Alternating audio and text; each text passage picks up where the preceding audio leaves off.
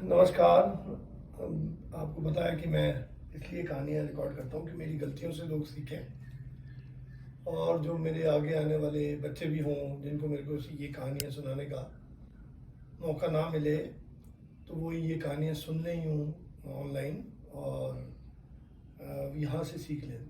तो मैंने जब नौकरियाँ तो बहुत की, पर नौकरी जब स्कूल में शुरू की तो पिताजी के पास, जहाँ पिताजी काम करते थे, कोटा से, राजस्थान में कोटा से थोड़ा और आगे रामगंज मंडी करके जगह पड़ती है, 1.5 घंटा आगे, 60 किलोमीटर आगे।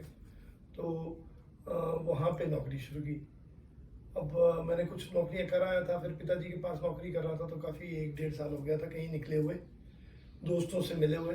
दोस्तों के बिना अपनी ज़िंदगी वैसे ही अधूरी रही है, तो दोस्तों के साथ मिला नहीं था। एक मौका ऐसा मिल गया प्रोफेशन में ही रहते हुए कि एक वर्कशॉप डीएवी संस्था ने ऑर्गेनाइज की। अम्बाला में वर्कशॉप थी, मुझे वर्कशॉप करने के सिलसिले में अम्बाला के लिए जाने का मौका मिल गया।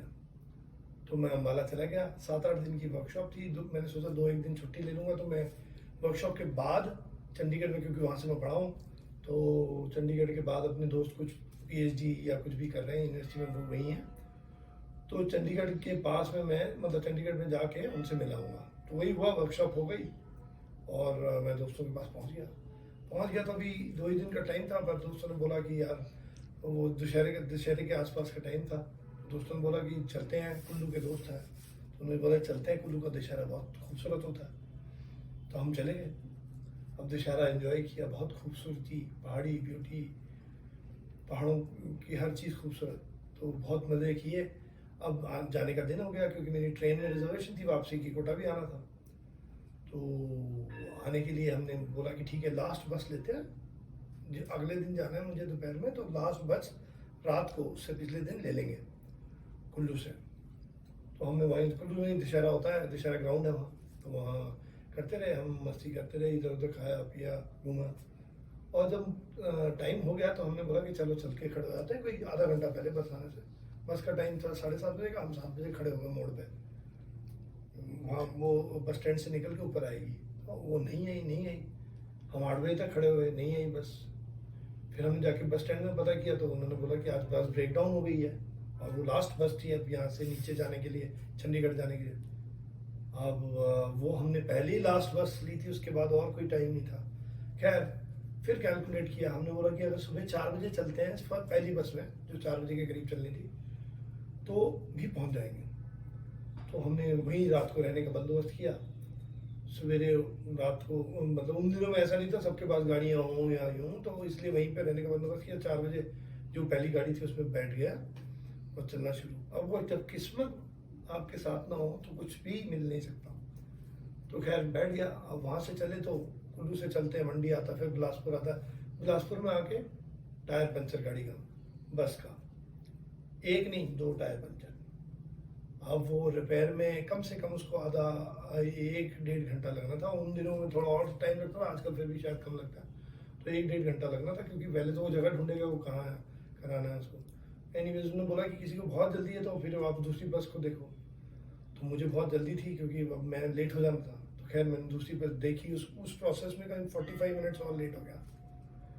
तो जब मैं 45 मिनट लेट हो गया तो मुझे लगा कि अब छूट जाएगी शायद गाड़ी। और ये पूरी कैलकुलेशन में हमने जब 4 बजे सुबह की कैलकुलेशन की थी, ये भूल गए थे कि इस कैलकुलेशन में मुझे यूनिवर्सिटी टाइम, मतलब वहाँ चंडीगढ़ उतर के मेरा मेन बैगेज यूनिवर्सिटी में था, वहाँ से उठा के जाना।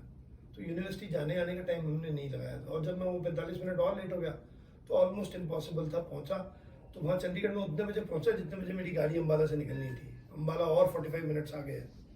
तो खैर मैं यूनिवर्सिटी गया, सामान उठाया, मुझे पता था लेट हो जाऊँगा, लेट हो गया।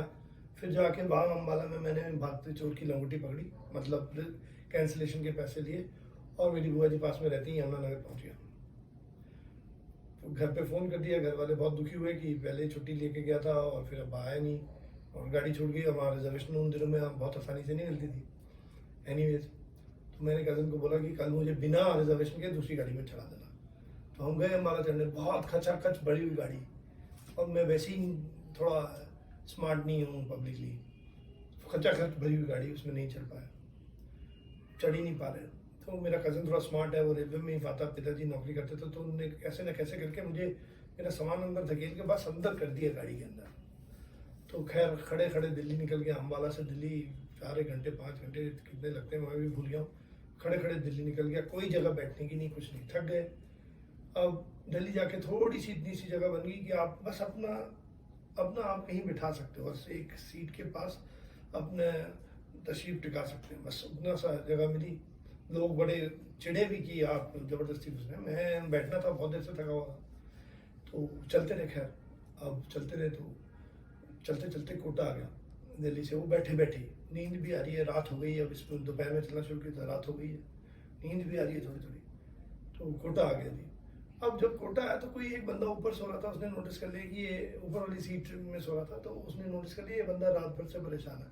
उसने बोला कि आप इधर आओ, ये सीट मैंने आपको दी, जबकि भीड़ थी, उसने मुझे सीट दे दी, आप इधर आओ आराम से बैठ जाओ। मैं कहा नहीं मुझे तो उतरना ही है, अब 1.5 घंटे बाद।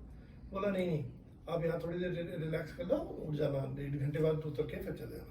एनीवेज अब जैसा होना था वैसा हुआ, फटाफट उन्होंने सीट दे दी, अपन सीट बैठ गए फटाक करके। रात भर से सोए नहीं थे, नींद आ गई दोबारा। नींद आ गई तो जब नींद खुली तो मंडी मंडी की इसी आवाज़ सुनाई दी हल्की हल्की कानों में। तो मैंने जूते हाथ में पकड़े, मैंने कहा मंडी मंडी, घबरा के उठा, जूते हाथ में पकड़े और हाथ में पकड़ के सामान लिया और निकलने को हुआ। तो मैंने कहा यार रामगंज मंडी निकल दी, ऑटो ऑटो साइड में। तो तब तक एक बंदे ने मुझे फिर से हाथ खींच के बिठाया, बोला बैठ जाओ अभी रुको। तो मैंने कहा रुको भाई मेरे को उतरना है।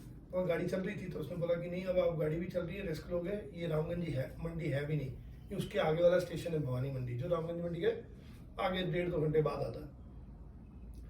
अब मुझे बड़ा दुख हुआ कि ये, और अब इसमें एक वो था कि स्टेशन पे लेने मुझे फादर 15 किलोमीटर दूर था मेरे घर से स्टेशन, तो वहाँ स्पेशल जीप करके आए होंगे और वो मुझे स्टेशन पे लेने के लिए खड़े होंगे। मुझे घबराहट तो हो रही थी क्योंकि उन दिनों फ़ोन भी नहीं था और ये मोबाइल्स नहीं थे, वही आप बूथ से फ़ोन करते थे। एनीवेज तो अगला स्टेशन शामगढ़ करके आया, वो राजस्थान से मध्य प्रदेश जाते हुए लास्ट स्टेशन है, मैं वहाँ उतर गया। एक एडवर्टीजमेंट भी है ऐसी कुछ। तो एनीवेज तो मैं वहाँ उतरा तो संडे था उस दिन, संडे था तो कोई टेलीफोन बूथ उस टाइम वहाँ रेलवे स्टेशन के आसपास काम नहीं कर रहे थे। खैर मैं 1.5 किलोमीटर अपना पूरा सामान लेके चला, उल्लू से भी कुछ भर लाया था, फ्रूट्स वगैरह सब चला। वहाँ से फ़ोन किया, मम्मी ने जो मुझे रिएक्शन दिया कि फादर आ गए हैं और वो जो मतलब ड्यूटी चले गए, और बहुत गुस्सा हुए वो, क्योंकि जवान लड़का कहाँ चला गया उतरा ही नहीं।